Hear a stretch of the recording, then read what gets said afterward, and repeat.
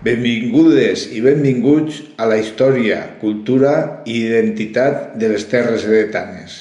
Benvinguts i benvingudes a una pàgina més de les cròniques del Camp de Túria. La crònica negra a la Pobla de Vallbona, segons la premsa del segle XIX.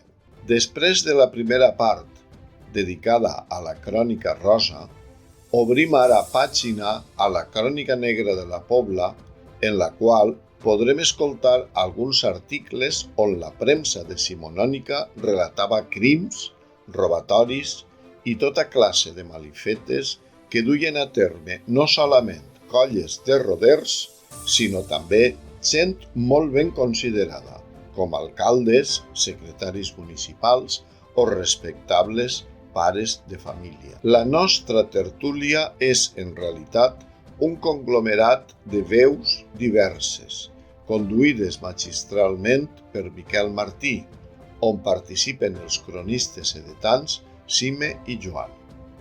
Però també escoltarem altres veus complementàries, com ara l'historiador poblà Josep Jorge o el cronista dianer Vicent Rubio.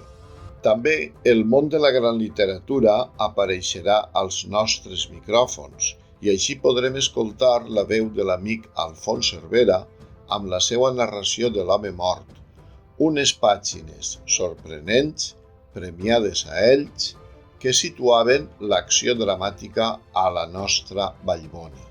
I com a col·laboració especial, escoltarem en directe la veu novella de la nostra narradora comarcal, Carme Cardona, amb la qual mantindrem un intens i emocionant diàleg on ixen a relluir els seus escrits, especialment les seues creacions de novel·la negra, situades totes en terres edetanes. En definitiva, estem davant d'un programa on apareixen fets reals des del segle XVII fins als nostres dies, al costat de magnífiques pàgines de bona literatura, això sí, tot tenyit de misteri inquietant, violència passional i sang a borbollons. Cròniques edetanes.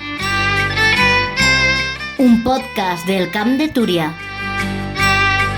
Amb històries, historietes, embolics i romanços dels nostres pobles.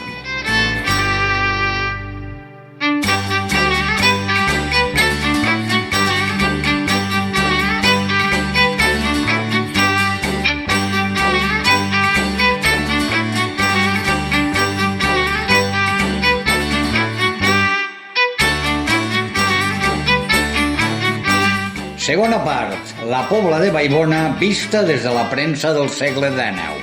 Històries de la història.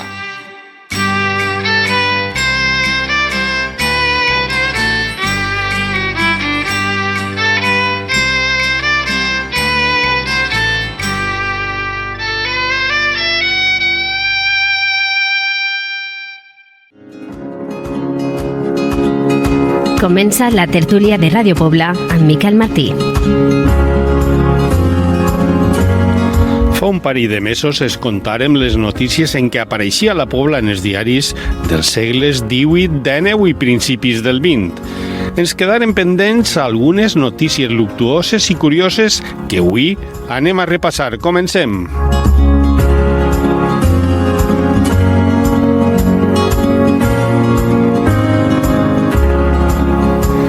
Què tal? Bon dia i salutacions. Tenim avui de nou els companys i amics de Cròniques Edetanes a l'estudi. Joan Belloc, bon dia. Bon dia, Miquel. I Sime Jordan, bon dia. Bon dia, Miquel. Tingué molta repercussió, no?, el primer programa que fèrem sobre les notícies antigues de la Pobla. És que van ser, clar, són coses moltes curioses, altres... de fet, parlant del tren, un especialista que publica un llibre, està a punt de publicar un llibre sobre el tren de dalt de Llíria, de València a Llíria, ens reafirmà que el trajecte original era el que passava, el de Renfe que passava per la Pobla. I fou una última hora quan canviaren per Vilamarxant, que en aquest llibre que se publicarà, esperava que estigués publicat al juny, diu que n'hi ha dades més concretes i directes. És una de les notícies que comentàrem, els diferents projectes de trens que hi havia, inclús un tramvia que anava per la carretera, un tramvia a vapor que anava per la carretera comarcal, lo que era la carretera. El concepte que per pèls haver-ho pogut des de la Pobla arribar al centre de l'estació del Nord perfectament si s'haverà fet el projecte bo. Si s'haverà fet aquí projecte.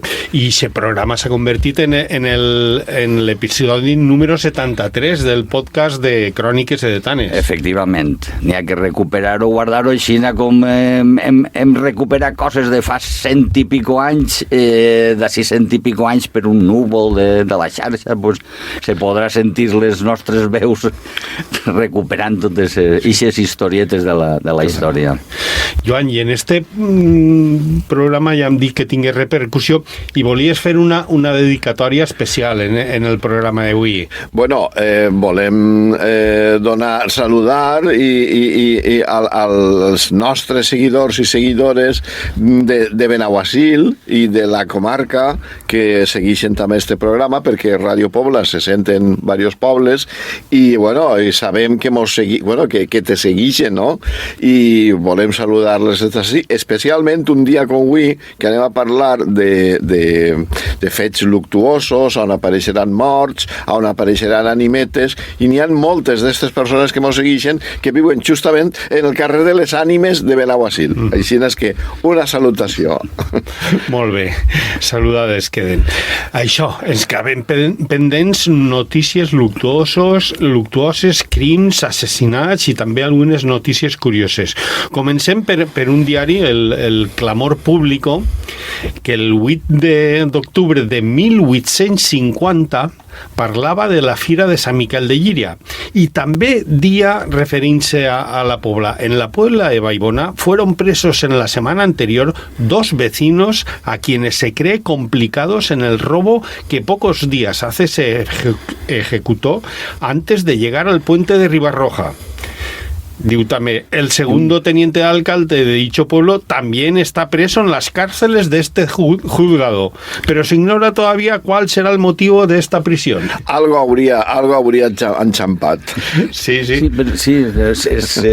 mos ha despistat, però també n'hi havia una posterior on apareixia també que estava acabat tot l'Ajuntament. Sí, una altra anterior que parlava de l'alcalde, del secretari.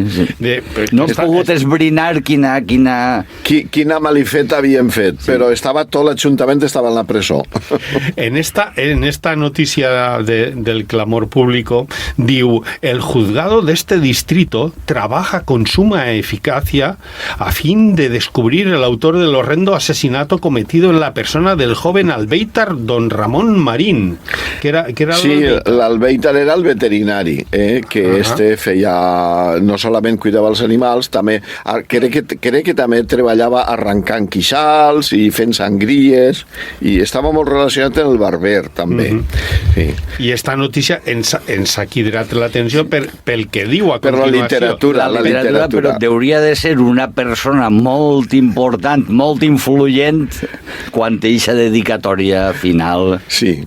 Escolten bé com està redactada esta notícia. Diu, su desconsolada esposa, bella y hermosa, cual no habrá otra en toda esta provincia. Cual no habrá otra. Al mort el deixen a un racó i se fijen en la viuda. Un dia, si haver escrit sola, mare de Déu, el cinema tancat. O haver sigut heredint tòpic. Diu, su esposa, bella y hermosa, cual no habrá otra en toda esta provincia, rindió ante el señor juez sus declaraciones, las que se dice dan mucha luz sobre este inaudito accidente.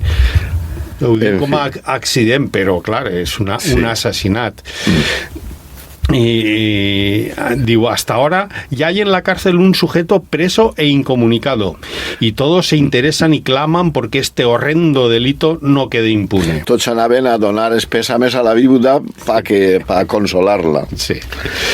Clar, tot això és el que diem l'altre dia, literatura de la que se comentava en els casinos, i això és el que feia que en el casino pues, tota la gent estiguera... És curiós, el 1850 digué de ser un any prou fotut, perquè en aquesta notícia replega de tota la comarca. Comença en Llíria, que havien sigut les festes de Sant Miquel, on la fira agrícola i d'animals tenia molta tradició en tota la província, i especificava que el personal anava a veure els animals, però que alhora la veritat se'n veneren molt poquets. Molt bé. El Heraldo de Madrid, del 9 també d'octubre de 1852, en la pàgina 2 parla, diu, en la Puebla de Vallbona, la noche de la víspera de San Miguel se perpetró uno de esos crímenes que tan frecuentemente son en nuestros días. Un tiro, seguramente a quemarropa, dejó sin vida a un desgraciado padre de familia. Mira... Sí, n'hi ha notícies des que li peguen un tir, això és molt freqüent. De tota manera, ja, no sé si ja ho hem comentat altres vegades, el nivell de criminalitat... Sí, vindrà després. És això, que en 1845 aparegué el diccionari geogràfic, històric i estadístic d'Espanya i sus possessiones d'ultramar, de Pascual Madoz, que m'ho comentares tu l'altre dia, Joan, el famós Madoz, que dia que la província de València i concretament del Partit Judicial de Llíria era on més criminalitat hi havia de tota Espanya. En compte que el diccionari Madoz és el que avui en dia diríem la Wikipedia. Wikipedia era on tots els diaris el tenien per la mínima de referència. Tenien ja en la tira, no sé quants toms eren... Bueno, és que 18 toms, però és que encara avui és una obra de referència. I era un tiràvem per situar-se i de més. O sigui, que era una obra importantíssima. Sí. I ahí on se destacava que el Partit Judicial de Llíria era on més criminalitat hi havia pràcticament de tota Espanya. La província de València... 94 casos en 1843, que és una barbaritat. La província de València tenia un dels índexs més alts de criminalitat en aquesta època. I dins d'això el Partit Judicial de Llíria, que tenim que tindre en compte que no és l'actual, que no incorpora Racó d'Ademús i els Serrans, ni molta part de la comarca, era en la part central del Camp de Túria, i era el que on més criminalitat n'hi havia. Tenia que tindre en compte una cosa, havia acabat feia poc la Primera Guerra Carlina, així havia sigut una zona amb molt de moviment, ho llegirem que havien vingut a cobrar impostos un o l'altre, i per tant n'hi havia moltes armes fora de... Era una comarca, diguem, políticament dividida. La meitat eren carlins, la meitat eren liberals, i clar, això havia provocat molta criminalitat. I passava el mateix que passa avui en dia en els Estats Units, que hi ha moltes armes i al final, quan circulen tantes armes, n'hi ha molts assassinats. I n'hi ha notícies a la comarca que en el camí Fondo, en l'època de la seda forta, que baixaven a portar el gènere per vendre les dones a València, era quan més s'atracava intentant furtar tota aquesta seda ja treballada. És que si furtaves un quilo de seda, diguem, en això tenies... això valia una fortuna.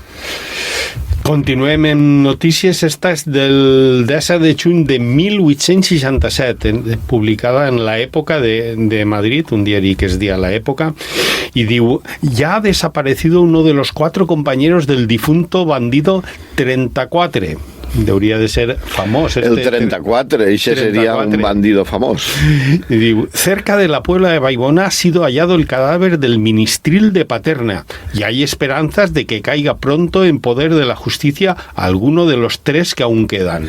Sí, és que els bandidos, sí, així els famosos són els blaus, però és que a banda dels blaus estos se portaven a més. I estan els 34, està el ministril i molts altres. I tots estos venien...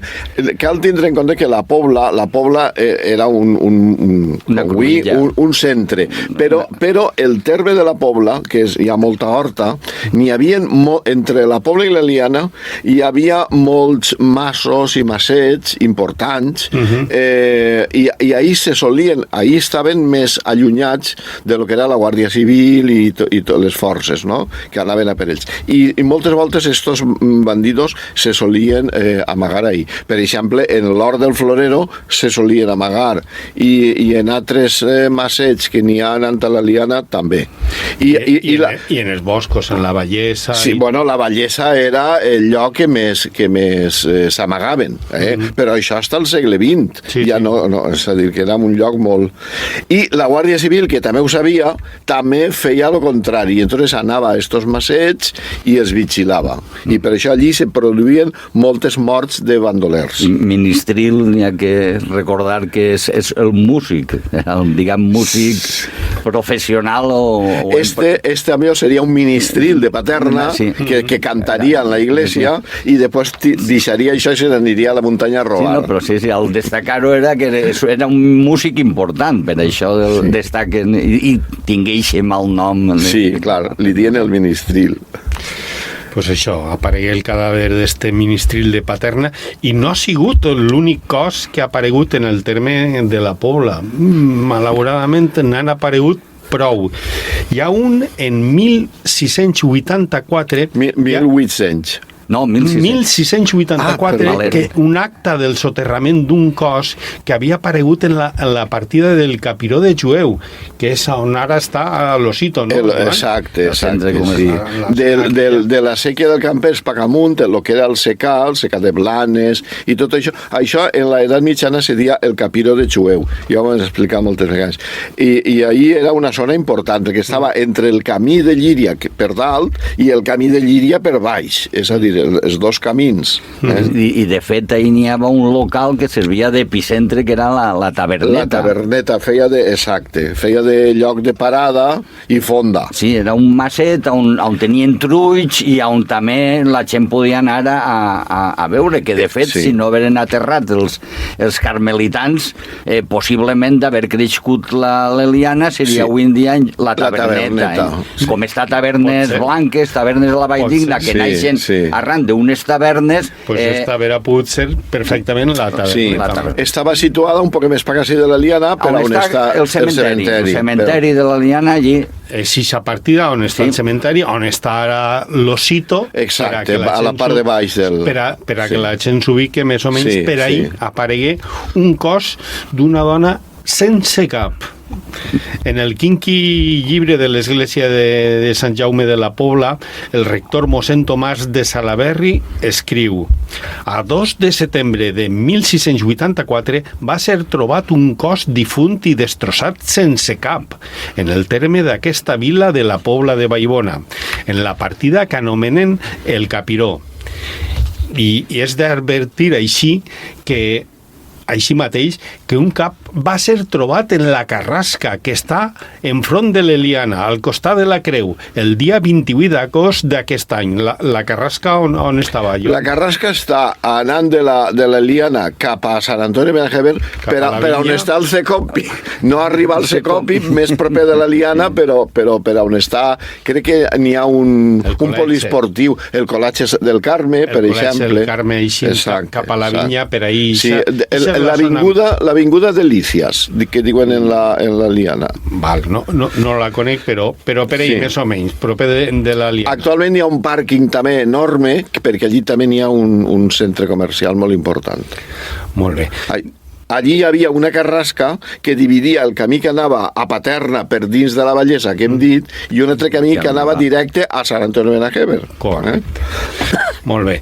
Diu, i així el cap com el cos s'ha certificat per testimonis, com per la roba i senyals del cos i el cap, que és el de Valera Almeller, que va desaparèixer el 5 d'agost, intestada i sense sagraments. Això és molt important, sense sagraments. Diu, va ser enterrada en el cementeri a 3 de setembre al costat de la Creu. Sí, clar, és a dir, està actualment, encara està soterrada en el jardinet que n'hi ha al costat de l'església de Sant Jaume, que actualment és un xicotet jardinet. Això era el cementeri. El cementeri de la Pobla, era ixe, en ixe moment. I allí està soterrada, Valera, o sigui que encara està allí.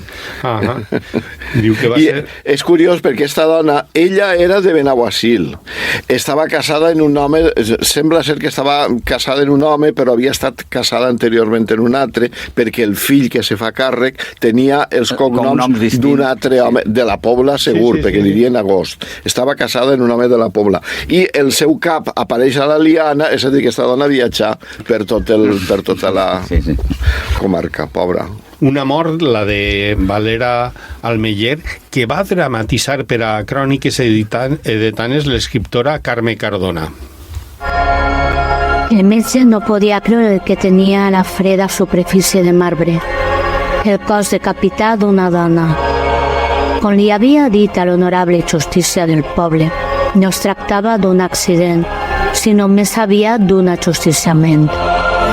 En un altre extrem de la taula de marbre tenia el cap, trobat el 28 d'agost. L'havia trobat un jornaler que passava pel camí de València al Mas de l'Eliana. El jornaler, mig desmaiat pel descobriment, havia arreat l'haca fins a la taverneta, una edificació senzilla, emblanquinada amb calç, que hi havia just a mig camí entre la Pobla de Vallbona i l'Eliana, on es venia a vi, i els viatgers podien parar a fer-se una mitgeta de vi i esmorzar. Els parroquians del local, en veure el xicón trasbalsat, van pensar en un possible col de calor. Aquest estiu les temperatures havien estat extremes. Li van oferir un bon got de vi negre. Una suor freda mirava al seu front. Entre balbucejos i sons inintel·ligibles, els parroquians de la taverneta encertaren a entendre carrasca i cap. Carme Cardona, bon dia. Hola, bon dia. Estem parlant del crim del cos que aparegué de Valera Almeller. Recordes esta dramatització que feres per a Cròniques Edetanes? La narració és d'ella. Sí, clar. Va ser a idees històriques, va ser una narració preciosa i increïble de Carme. Sí. ¿Ho recordes, Carme? Muchísimas gracias, Jimé. Primero el que he de dir es que la idea, com sempre, va ser de Joan Benlloch i de Jimé, que ells són els ideòlegs del podcast. I els embolicadors. I els embolicadors, els que ho mouen tot. I això va sorgir també arran d'una troballa real que va fer Joan en un arxiu.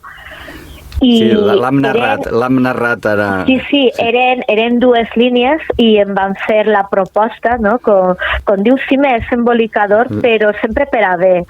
Vull dir, a mi sempre me sorprenen i sempre per a bé, i jo estic molt agraïda de que sempre compten amb mi, i em van dir a partir d'ací ens ho podries fer una narració, no? Literaturitzar, i la veritat és que per una banda el que te plantegen un crim real, més que hi havia molt poquetes dades, doncs això sempre és, no, com un repte, i em van engrescar i la veritat és que dins de la gravetat del fet que es narra m'ho passi molt bé escrivint-ho.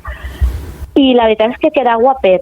I a més va tindre ajuda de Joan, no? Tot el tema dels camins, els cultius, tot el que era l'històric, perquè més enllà del fet real i de la narració literària té una base històrica molt treballada. És recuperar el paisatge de l'època. El paisatge.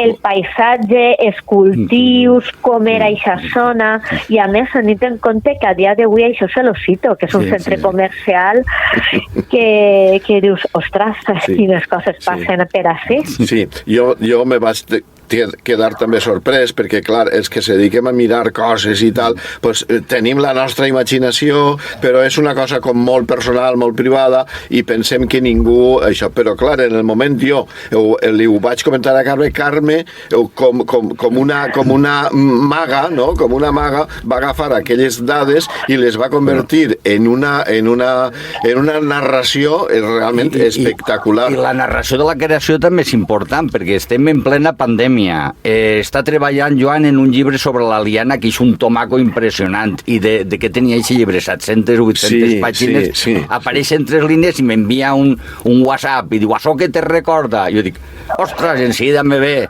Alfons Cervera, i a partir d'ahir comencem a desvariar i arribem a Carme, que li dona la forma, l'envoltori. Carme ha sigut la creadora que ho ha convertit una cosa que tu tens en el cap i que penses que ningú sabrà, i ella ho ha convertit en una narració realment brillant. S'aprofitem de la xaganta literària del Camp de Túria. La xaganta literària.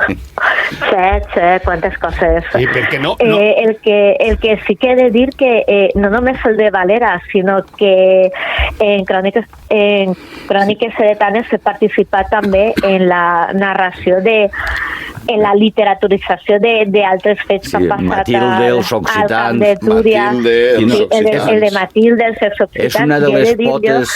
que Cròniques mai em deixa de sorprendre de totes les propostes, i jo la veritat és que sempre es dic que sí, perquè és un plaer. No ho hem dit, però Carme Cardona és professora i és escriptora, i has publicat fa poc un llibre, no? Les síl·labes del teu nom, que ha sigut Premi Ciutat d'Alzira 2025. El tenim així davant. El tenim així davant. El vídeo en Telepobla se podrà veure perfectament la portada. Carme, és l'última incorporació que has fet, no? Les síl·labes del teu nom. Sí, les síl·labes del teu nom, estic supercontenta amb el premi i amb la publicació. I una curiositat de les síl·labes, a banda que és una novel·la negra, és que la detectiva principal és poblana, és de la Pobla de Vallbona. És la protagonista de la novel·la. És la protagonista la que du a terme tota la investigació, i tot i que sí que és cert que apareix la ciutat de València, altres paisatges literaris que trobem són molt reconeguts, són molt fàcilment reconeixibles per nosaltres, perquè apareix no només la Pobla de Vallbona, sinó que també apareix Vilamarxant, apareix l'Eliana. Sí. Cal fer comarca sempre. Menos Benaguasil, no tinc ganes. Apareix Llíria, sí, apareix també Llíria, però a més també llocs que són perfectament transitables, igual que en la ciutat de València. I una cosa que em diuen moltes, per què utilitzes el Camp de Túria? I jo dic que per què no? Perquè la meva comarca no pot ser paisatge literari. I és cert que jo soc de Benaguasil i Benaguasil no hi apareix, i això té un motiu, i és que escrius sempre passen en el poble del costat. Sí. també és de ver. N'hi hagué una frase que m'encanta per descriure-la i que sé que a tu també t'agrada, i és que qualificar la novel·la, esta és crònica negra de proximitat. Sí. Crònica negra de proximitat. En el tostre que has dit directe. I n'hi ha que dir que el Premi Ciutat d'Alzira, després d'haver desaparegut els Premis Octubre, és el premi en valencià més important que tenim. Vull dir que el fet és el que ha aconseguit la Carme és importantíssim. A part de que llegint-ho trobes la qualitat que a cada llibre veus que va creixent, però... Se nota una barbaritat, que d'un llibre a un altre l'interès, o sigui, la maduresa de l'autora va pujant. I te quedes amb les ganes perquè saps que el millor encara està per escriure. Sí, exactament, el millor encara està per escriure. Bueno, nosaltres anirem donant idees. De moment sí tenim també alguna arma. No necessites vuela, no? En estos dos tens prou, Carme. Per això me tenen tan convoyat. Molt bé, Carme, pues simplement volíem comentar això, recordar eixa narració que fes per a Cròniques Sedetanes i dir el llibre que has escrit amb eixa investigadora de la Pobla, les síl·labes del teu nom. I la morta també és de la Pobla. La morta també és de la Pobla. Però el crim no passa en la Pobla, No, estem parlant de les síl·labes. Sí. De les síl·labes.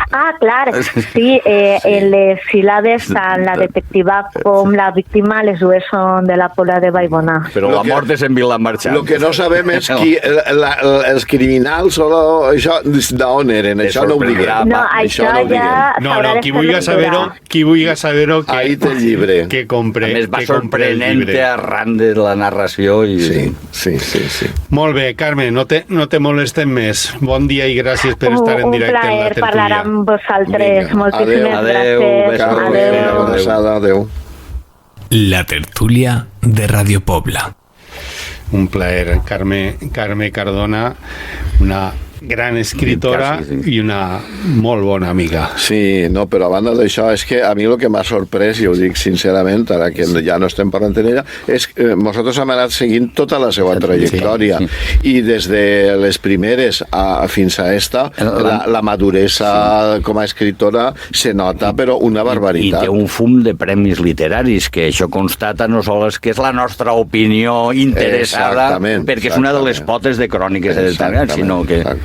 Continuem endavant, perquè en este mateix joc que estàvem comentant, on ara està l'Osito, on va aparèixer Varela Meller, on ara està l'Osito, aparegué a principis del 90 un altre mort que sense genitals, que fou l'origen d'una novel·la d'Alfons Cervera, que també tenim ahí, L'home mort, un fet que no passa desapercebut per Alfons i que decidí convertir-ho en una novel·la. Així ho contava Alfons. Bé, ja fa molts anys vaig llegir en la premsa, no recordo ben bé en quina premsa va ser, una notícia, i és que un home, el cadàver d'un home, havia aparegut en un descampat a prop de la Liana, en el que ara seria el centre comercial Elosito, més o menys, no? Un descampat que hi havia allí. I hi havia dues circumstàncies estranyes. Una, sobretot, i és que el personatge li havien amputat els genitals, no? I l'altra circumstància també novedosa era, sobretot per a algú que se dedica a inventar històries, era la figura d'un gos que no parava de fer voltes al voltant del cos. No recorde si la premsa deia, no?, si este gos era el de l'home o era un gos perdut per allí per descampat, no? Bé, el cas és que aquell succés jo no vaig investigar res, li vaig perdre la pista a si s'havia investigat o no, i policialment em referís, no? I el que vaig fer és, temps després, no?, pues, inventar-me una història al voltant d'este fet, no? Un home mort en un descampat sense genitals i un gos, no?, fent voltes al voltant del cos. I bé, en estos personatges i en esta situació vaig escriure l'home mort ja fa molts anys, no recordo tampoc quants anys fa. La curiositat, i per això la meva intervenció en el podcast avui, és que la similitud, no?, que n'hi ha entre el que esteu contant, una dona que ja fa segles apareix morta en el mateix indret que apareix l'home mort, no?, decapitada. A l'home mort li faltaven els testículs i a la dona morta li faltava el cap, que després troben en un lloc allunat del lloc on van descobrir el cadàver, no? Per a mi l'important és la curiositat d'esta coincidència, no? Perquè si se n'adoneu, sembla que esta coincidència d'una novel·la que inventa i un fet històric que no està inventat, que està documentat, coincideixen en una diferència de segles. Per tant, jo crec que aquesta coincidència és fruit, o sembla més cosa de la ficció que de la pròpia realitat. És una coincidència. 300 anys després torna a aparèixer un cadàver en el mateix indret, en el mateix lloc. Hi ha que dir que el premi és el de l'home mort, és el Premi Ciutat d'Elx de 1999, el llibre. El crim és de 1991, l'Osito s'inaugura el 1994. Encara no han començat les obres. Hi ha una gasolinera, que és l'únic, i tots són camp abandonats, i ja començava a haver un poquet de moviment de terra, vull dir. I quina és la teoria? No, eixa me la tallaren tant el Joan com la Carme Cardona, perquè venen les de dir en 300 anys una dona decapitar, uno sense testicles, a Sonia, ella que està viatjant en el temps, reencarnacions, va trobar el seu assassí i al final el troba i és quan diu, pam, que la talle. D'ací 300 anys pot haver la vengança d'ell, però clar, ahir ja tindria reserva fetxa per d'ací 300 anys un programa per si apareix un altre. I per a tota la gent, i acabant ràpidament, el capiró del Xueu era en l'edat mitjana. Actualment en la Pobla, com li digueu. El Barranquet. I en l'Eliana... Allò és el secà de Blanes, el secà de... La toponímia històrica... Vinc a comentar això perquè tenim la toponímia històrica que ha perdurat durant els segles i ara a ningú li donen aquests indrets, aquests noms, perquè ara tots te diran el Osito. Clar. Així que entre el cap de setmana, entre una oferta de 3x2, podeu aparèixer també 3x2 cadàvers, vos poden aparèixer l'aparcament.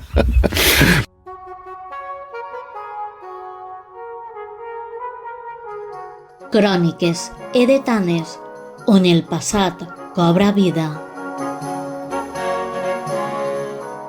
Molt bé, continuem endavant.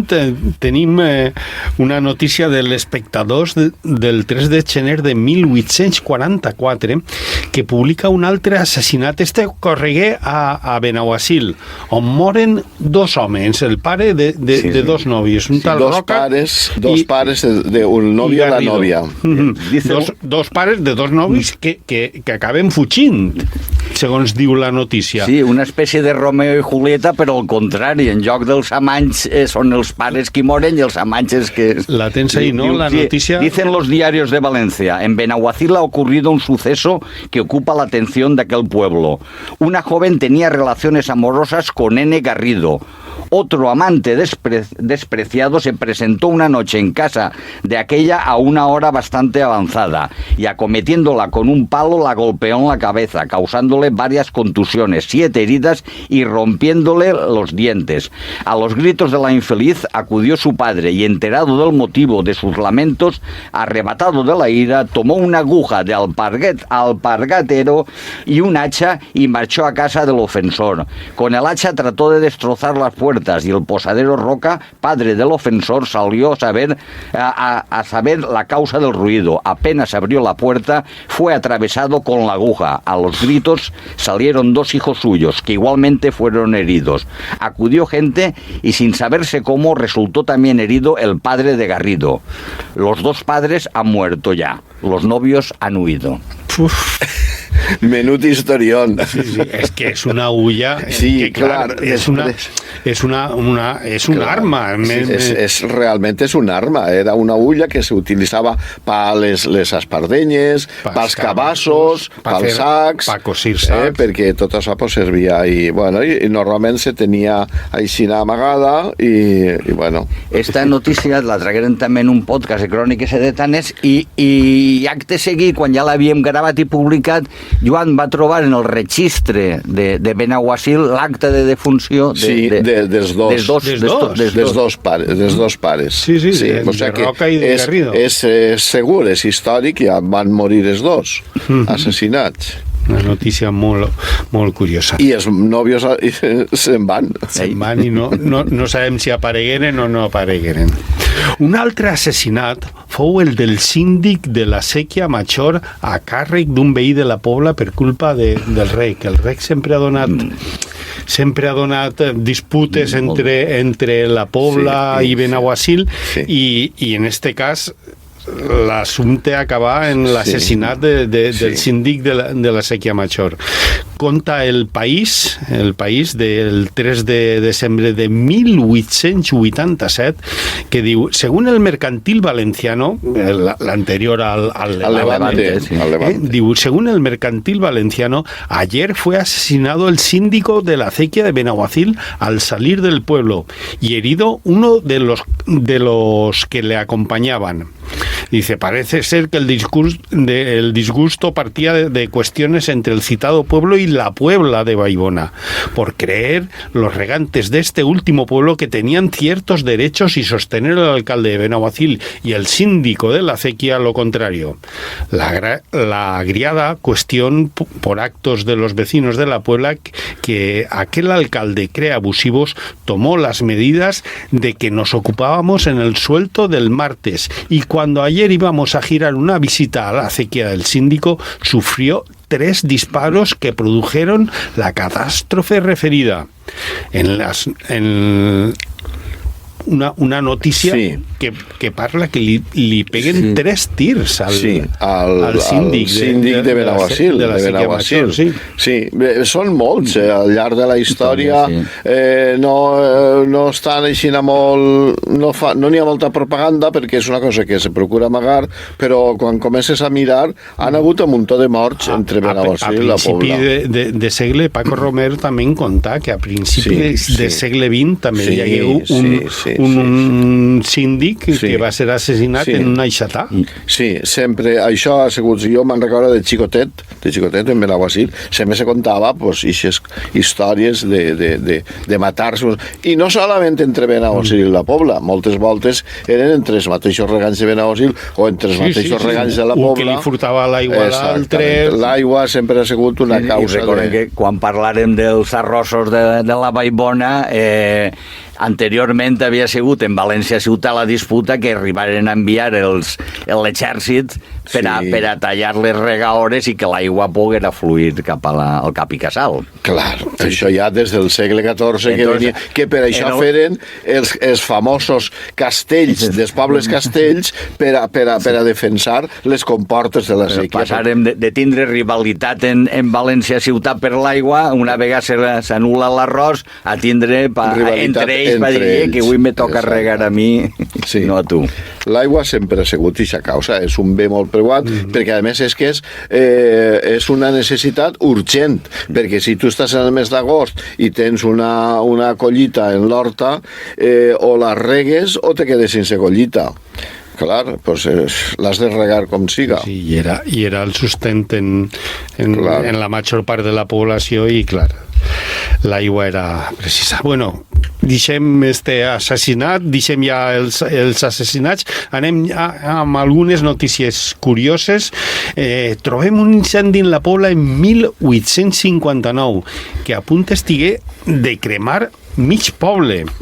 Ho publica La Espanya, un diari de Madrid, que el 23 d'abril de Mira, tal dia com avui. El 23 d'abril de 1859, diu, en la Puebla de Vallbona estuvo el día 13 a punto de convertirse en un montón de cenizas.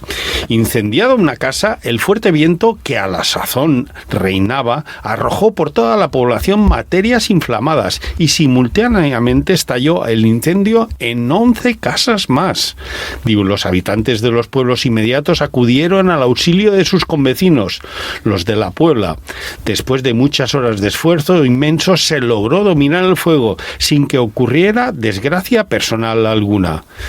Un incendi, però... Clar, és que això seria probable... Bueno, en la Pobla havia 2 o 3 carrers. Al dir... Tal com ho diu, devia ser o el carrer de baix o el carrer mitjà, és a dir, el carrer major no crec que fora. N'hi havia 4 carrers. Sí, hi havia 4. Per tant, un d'ells. I a més, tots els carrers de la Pobla, tots els 4 estan en la mateixa direcció, oest-est. Una banda està a l'oest, l'altra a l'est. I, per lo que diu, era un dia de ponentà. No ho diu, però era un dia de ponentà, perquè diu fuerte viento, el fuerte viento ha de ser ponent. Així Així només és el ponent. Per tant, o sea, jo m'imagine un carreronet de la Pobla bufant el ponent i clar, pues, una casa que s'incendiaria, pues allò se convertí... Perquè, a més, en totes les cases hi havia animals, hi havia palla... Totes les cases eren de fusta. De canyí. En la cambra, coses secant-se... Les cambres plenes d'herba, de palla... I una línia molt important. Abans hem parlat de la rivalitat de morts entre veïns de pobles y así es, los habitantes de los pueblos inmediatos acudieron al auxilio de sus convecinos. Sí, exactament. És a dir, que no sempre... De Benissanó, Benaguasí... Encara que fora Cal recordar que en aquesta època no hi havia aigua corrent. Ahir l'haurien de treure de la cisterna, de la cisterna poals, anar passant-se poals, seria l'única forma de fent una cadena... Així la sort que havia, que ja en el sistema ja medieval, molt antic, així teníem, jo no sé en altres postos, però sí, en lo que és tots els pobles de la Vallbona, teníem el que serien sèquies de foc i sang. Les sèquies de foc, cada poble tenia una sèquia de foc i sang. És a dir, encara que l'aigua tinguera que anar a València, encara que tallaren tot el que tallaren, havia una sequieta cada poble que sempre passava una quantitat determinada, que crec que eren 2 teules, s'anomenaven, un mínim d'aigua per a casos de foc i sang. I per tant, així en la Pobla, la sèquia de foc i sang era la sèquia primera, com és lògic. És a dir, una sequieta que passa tocant el poble i que per allí passava aigua segur, no? I per tant, que d'allí és d'on s'amplia també la cisterna. I per tant, a lo millor en la sèquia del Campès i la sèquia d'Aguasil no passava aigua, però per la sèquia primera sí, havia de passar un mínim. També ho destaquen, això, después de muchas horas de esfuerzos inmensos se logró dominar el fuego, reflexa lo difícil que era en aquella havien d'anar en poals, passant-se... Sí, o bé des de la cisterna o bé des de la sequeta, d'on estiguera més propet, si era el carrer Mitjà o el de Dalt o el de Sant Antoni, on fora l'incendi, però clar, 12 cases en aquella època és...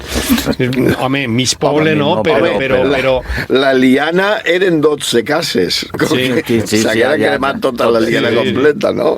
La Pobla en tenia algunes més, però 12 cases eren una part important del poble. Sí. Continuem endavant en aquestes notícies curioses, perquè les províncies, el 12 de setembre de 1902, publica que un mestre de la Pobla, un tal Pedro Celestino Burriel, volia construir un globus dirigible així, en la Pobla. Esta notícia se la passa Josep Jorge, el president del CEL, i així ho contava ell mateixa en la secció del cel a la terra, en el programa de Núria García d'esta casa de Ràdio Pobla, que se diu La Caixeta, el passat 8 de febrer. Pedro Celestino Burriel Cases. Un mestre, perquè jo he trobat, tenia pinta de ser de Castella-La Manxa. I no sabem per què va parar així. Per tant, jo esta notícia o este capítol és el mestre que va prometre un globus dirigit. Wow. Y la noticia diu: el maestro de la Escuela Pública de Ventas de Puebla de Vallbona, de ventas, que no de Puebla, atención, don Pedro Celestino Burriel Cases, ha entregado al señor gobernador una instancia en la que pide se le monte por cuenta de Estado un taller dotado de personal técnico y herramientas para construir un globo dirigible de su invención, que marxarà con una velocidad mínima de 100 metros por segundo. No tinc ni idea quanta això és, ¿vale? Promete igual es a 20 por hora, pero dona igual. Promete exhibir un ejemplar pequeño y hacer cuantas experiencias le indique una comisión de ingenieros. és curiosa la notícia, no sabem com acabaria la cosa. Com acabar, perquè no han aparegut més notícies sobre el tema, però l'home demanava que li muntaren un taller, que li ho pagara tot l'Estat, que ell anava a construir un globus així. No sé, és curiós, ell per demanar que no quede, no? No, persones que tenen les idees clares i que estan obertes a experimentar coses noves i diguem, pues, això dels globus, estava el Montgolfier, que ja feia temps que ho havia fet i tal, pues ficar-se el dia. Així com parlàvem de lo dels trens, que eren època efervescent, els camins de ferro, en aquesta època també era on estava naixent tota esta cultura. Clar, efectivament. Sí, no, en este moment, ara fa 100 anys, pues estaven la voluntat de l'home de voler volar, que ha sigut sempre un gran desig. Bueno, pues així, hi hagué una de les possibilitats de volar era a través dels globus, no? I estava, pues, digui, pues jo vaig a muntar així en la Pobla de Vallbona, vaig a muntar un... Haver tingut èxit, posteriorment, en lloc de Manises, haverem tingut així l'aeroport. L'aeroport de la Pobla. Deixa. En les províncies, en maig de 1912, tenim reflectit el primer accident de cotxe que hi ha registrat en la Pobla. 1912. Ja hi ha un primer accident de cotxe d'una persona que era famosa perquè era el fill del propietari del diari Les Províncies, la família Domènech, Federico Domènech. El fill va ser el primer que tingué un accident de cotxe així en la Pobla. Com ho contaven, Sime? Un colega daba cuenta anoche de un accidente automovilístico ocurrido en la tarde de anteayer a nuestro querido amigo don Federico Domènech Muñoz, hijo del propietario de este periódico en las ventas de la Pobla de Vallbona. Efectivamente, regresaba a nuestra ciudad en su Ford el señor Domènech con su amigo íntimo, don Gonzalo Sarranz, un criado antiguo de la casa, Santos Martínez, y el chofer Juan... Chofer. És que està escrit encara en francès. Encara no existia la paraula chofer. Chofer. Que estic borroso, sino Juan Montes, cuando de pronto rompióse un neumático y fueron despedidos del coche los tripulantes, volcando aquel y quedando estos debajo. El accidente pudo tener gravísimas consecuencias, pero, por fortuna, los expedicionarios solo recibieron heridas leves y contusiones. Inmediatamente acudieron las autoridades de la Puebla de Vallbona, los médicos, don Camilo Alexander y don José Perisbarra, el vicario Jaime Molins, los individuos del puesto de la Guardia Civil con su comandante don Juan Blat y gran número de vecinos, todos los cuales rivalizaron en curarles y atenderles. Avisado por teléfono a Valencia el accidente, la familia de nuestro amigo, con la zozobra consiguiente, envió a otro automóvil, el cual conducía a Valencia a la 1 de la madrugada a los señores Domènech y Sarranz, quedando en la Puebla convenientemente atendido el criado antiguo y el chofer, que fue el que mejor librado salió del percance. Aunque los periódicos de la mañana y nosotros entre ellos no dimos cuenta de este accidente, no tardó en circular por nuestra ciudad la noticia de lo ocurrido, y ayer durante todo el día fue muy visitada la casa de los señores Domènech por sus numerosos amigos. Afortunadamente, tanto Federico Domènech Muñoz como Gonzalo Sarranz, aunque no se hayan visto obligados a guardar cama y sufren en este momento grandísimos quebrantamientos, mejoran rápidamente y de esperar en su pronta restablecimiento. También el criado Santos Martínez se encuentra bastante mejor de las lesiones sufridas.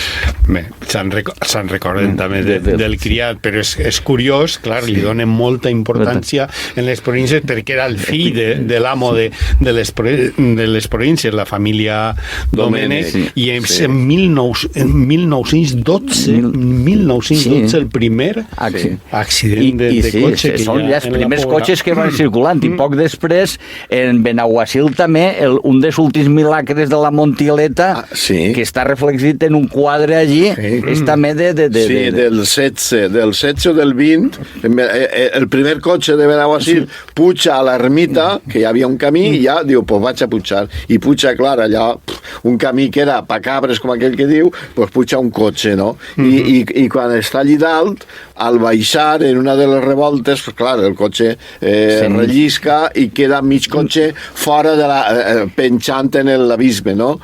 Baix està l'estació del tren de dalt. Baix estava l'estació del tren i tota la gent mirant el cotxe, i a la que veuen el cotxe se posen a xillar i a clamar-se a la Mare de Déu. I la Mare de Déu fa el miracle i el cotxe se queda penjat però no cau. Ja fan marxa enrere i trauen el cotxe. Posteriorment fon immortalitzat en un quadre que està allí. En un quadre que està penjat. No, però vull dir que, clar, en aquella època, quan tenies un accident, o eixies en el periòdic o te pintaven un quadre. Avui en dia... També el Josep Jorge em passa una notícia de que un dels primers cotxes de la marca hispano-suïssa, que eren dels millors a principis del segle XX. Sí, al final, els anys 60 encara perduraven, sobretot els autobusos. Diu que hispano-suïssa anaven a probar un coche y verificaron la prueba de resistencia recorriendo los pueblos de Puebla de Baibona, Llíria, Villamarchante, Cheste, Chiva, Buñol, Albocàsser, Turís, Picassent, Alcácer, Silla i València. O sigui, feren una prova de resistència per a un cotxe que dien en aquella època que eren dels millors, els hispano-suïssa, i el provaren començant des de la Pobla i recorregueren també pràcticament tota la comarca. És una de les notícies curioses. També n'has trobat una altra, Sime, que... sí. La de Benissanó. L'epicentre és Benissanó, però va influir molt en la gent de la Pobla, de Llíria i de Benaguasil. Estem parlant del 23 de febrer de 1853, ho publicava l'Espanya, també de Madrid. El títol ja ho diu tot, la energúmena de Benissanó. N'hi ha que especificar, Joan, que energúmena no és... És una malalt, volia dir una espècie de malaltia psíquica. Psíquica, que en aquell moment és el que diuen que estava embruixat, les solien portar a la Cova Santa. Sí. Esta dona l'havien portat a la Cova Santa a veure si allí la Mare de Déu feu un miracle, i com no el feu, entonces la tornen a València, però passant per Benissanó. Diuen, aprofitem que Benissanó era, i continua sent, un centre important de curació. I ahí està una cosa que encara perdura avui en dia, que és la lectura dels evangelis. La lectura dels evangelis, que està recollit en molts llocs. En la notícia passa l'exorcisme, però no és l'exorcisme que coneguem després de la pel·lícula del demoniat, sinó simplement són unes lectures que se feien en l'església de Benissanó. I aquesta notícia és important perquè és un cap de setmana electoral. Estem parlant del 1853. I a més és ple estiu i estan segant. És febrer, no és febrer. És febrer.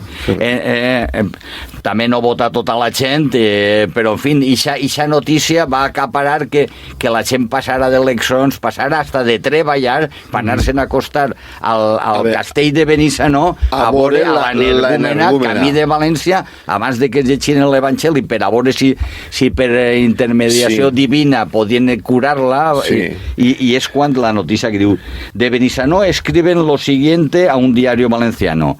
A la noticia esparcida por los pueblos de estas cercanías de que ayer había llegado a Benissanó una pobre energúmena procedente de la Cueva Santa, han afluido a este pueblo una multitud enorme de forasteros deseosos de presenciar los exorcismos, que son la lectura de los evangelis. Esta ceremonia creo que no se ha verificado y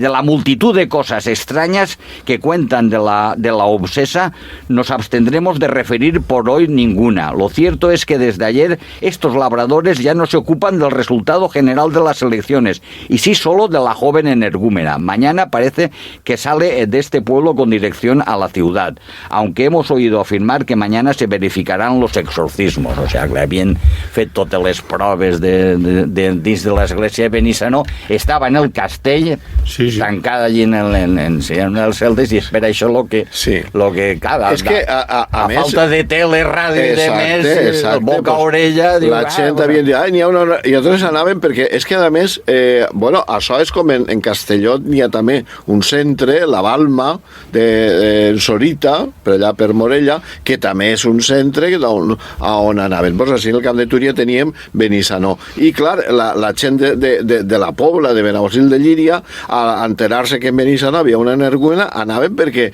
a estos malalts els atribuïen un poder especial i pensaven que si anaven a veure ells podien rebre... No els consideraven com a endemoniats? Sí, es consideraven com a endemoniats, però no en un sentit negatiu, sinó com a molt poderosos. La veritat és que la paraula energumen vol dir forçut o poderós, no? Que té uns poders especials, no?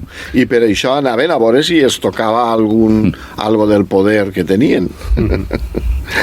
Molt bé, estem acabant ja les notícies. En tinc una de 1923 de La Vanguardia de Barcelona que diu que detenen a l'alcalde de la Pobla, Vicente García García, per insultar al directori militar que havia creat Miguel Primo de Rivera.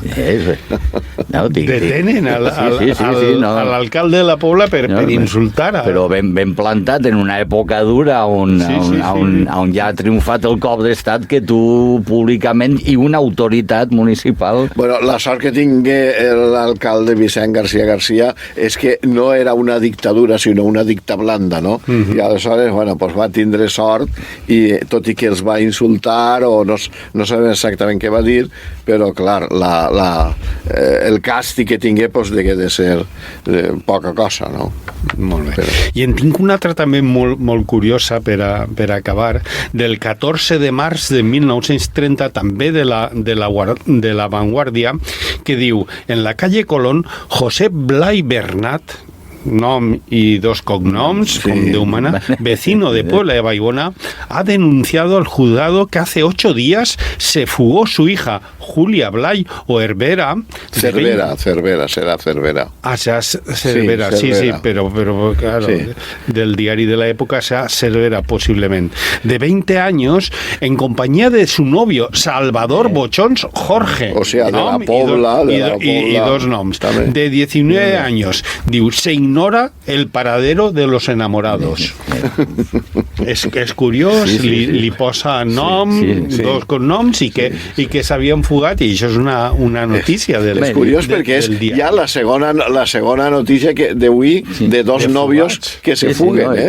I lo important d'esta comarca de la Baibona és que mentre en Romeo i Julieta i en l'època medieval els amanys moren, tant en el cas de Garrido com en este... Així és que moren els desastres. Ells peguen a fugir i per lo menos disfruten la vida, que és de lo que se trata a la fi.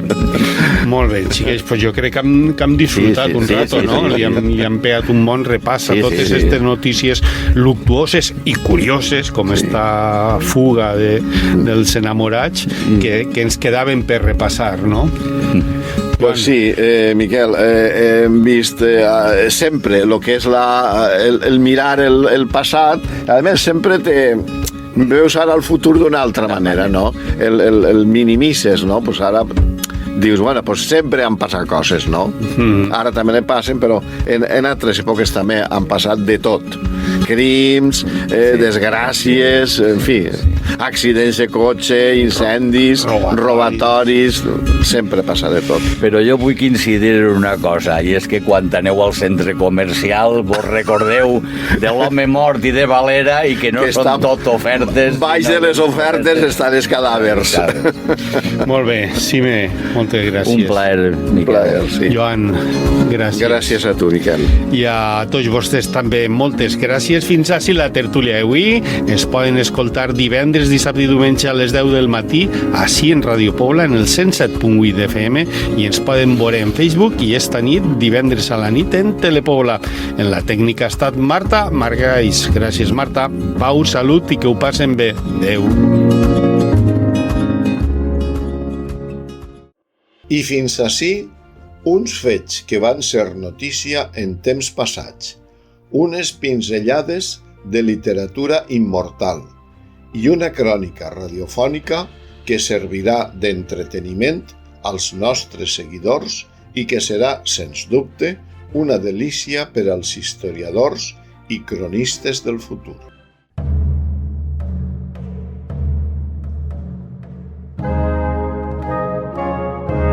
I fins ací el programa.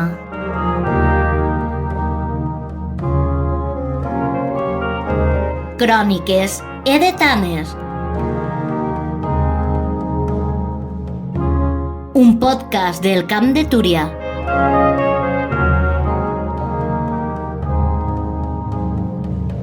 Amb històries, historietes, embolics i romanços dels nostres pobles